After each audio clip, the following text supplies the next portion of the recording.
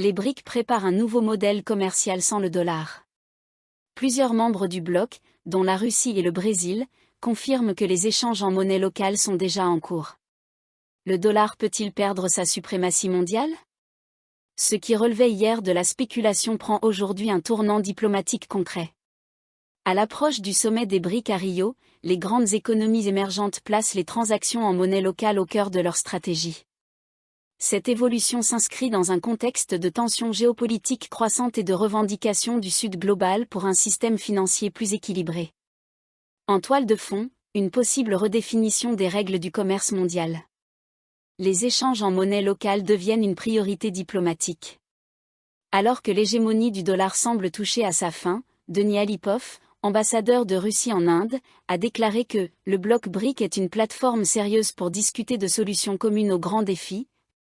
Lors d'une conférence organisée à New Delhi par l'ambassade du Brésil et le Centre pour les perspectives mondiales de l'Inde. Le diplomate a confirmé l'engagement de Moscou à développer les échanges commerciaux en monnaie nationale, soulignant que ce mécanisme est déjà opérationnel entre certains membres. Il a également tenu à dissiper les soupçons d'une stratégie anti-occidentale. L'alliance des BRIC n'est pas un contre-bloc. C'est un centre de gravité pour des pays en quête de respect mutuel et de non-ingérence. Du côté brésilien, l'ambassadeur Kenneth da Nóbrega a également mis en avant l'efficacité de cette approche. C'est un long chemin. Mais le commerce en monnaie locale? Cela fonctionne déjà. Cette orientation stratégique vise à renforcer la résilience monétaire des économies membres face aux turbulences du système dominé par le dollar.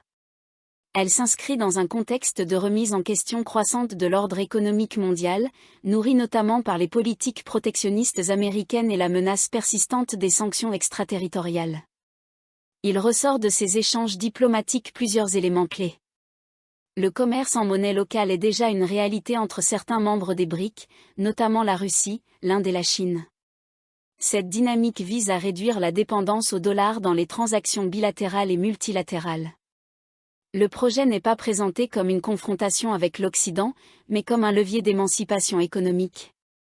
L'initiative bénéficie d'un large consensus diplomatique, à la différence d'autres sujets plus sensibles comme la monnaie commune ou la gouvernance du bloc.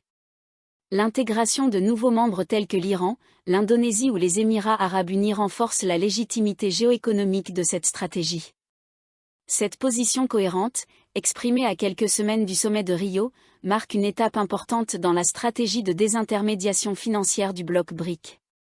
Elle ouvre également la voie à des discussions plus techniques sur la connectivité des systèmes de paiement locaux et l'interopérabilité des monnaies nationales.